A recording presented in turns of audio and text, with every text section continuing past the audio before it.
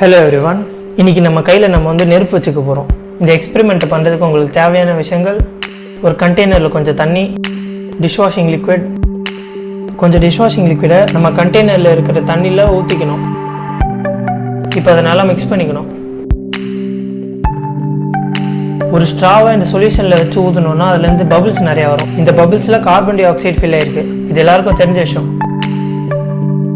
இப்போ carbon tie ஆக்சைடுக்கு பதிலாக நம்ம பியூட்டேன் யூஸ் பண்ண போகிறோம். பியூட்டேன் லிக்விஃபைடு பெட்ரோலியம் கேஸ், அதாவது எல்பிஜி. இந்த லிக்விட் பெட்ரோலியம் கேஸ் தான் நம்ம வீட்டில் யூஸ் பண்ணுற கேஸ் சிலிண்டர்ஸில் இருக்கும். நம்ம வீட்டில் யூஸ் பண்ணுற லிக்விஃபைடு பெட்ரோலியம் கேஸோட மினி வெர்ஷன் தான் இது.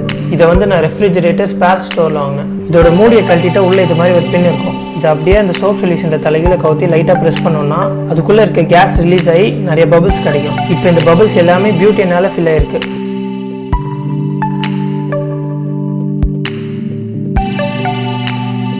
இது ஈஸியாக பார்த்துக்கும், அதனால் இதில் நெருப்பு படாமல் பார்த்துக்கோங்க.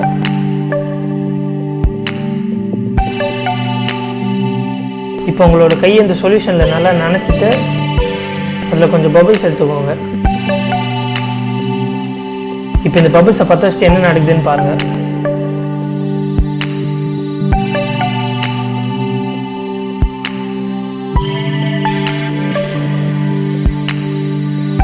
இந்த பபிள்ஸை நம்ம பற்ற வைக்கும்போது அதுக்கு பியூட்டேன் எரிய ஆரம்பிச்சிடும். இந்த பியூட்டேன் எரியறதுனால ப்ரொடியூஸ் ஆகிற ஹீட்டை நம்ம கையில் இருக்க தண்ணி அப்சர்வ் பண்ணிடும். இதனால தான் நம்ம கையை ஃபுல்லாக தண்ணியில் நினச்சிக்கணும்.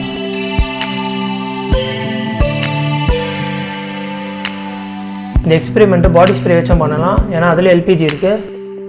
இல்லைனா மஸ்கிட்டோ கில்லிங் ஸ்ப்ரே வச்சு கூட பண்ணலாம், ஏன்னா அதில் எல்பிஜி இருக்குது.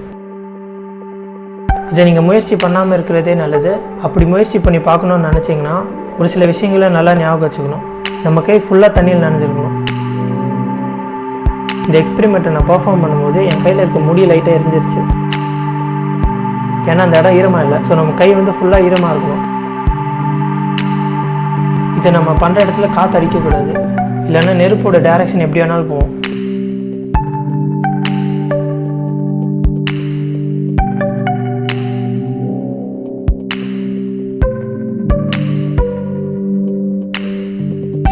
முக்கியமாக பாதுகாப்பு கண்ணாடி போட்டுக்கணும்.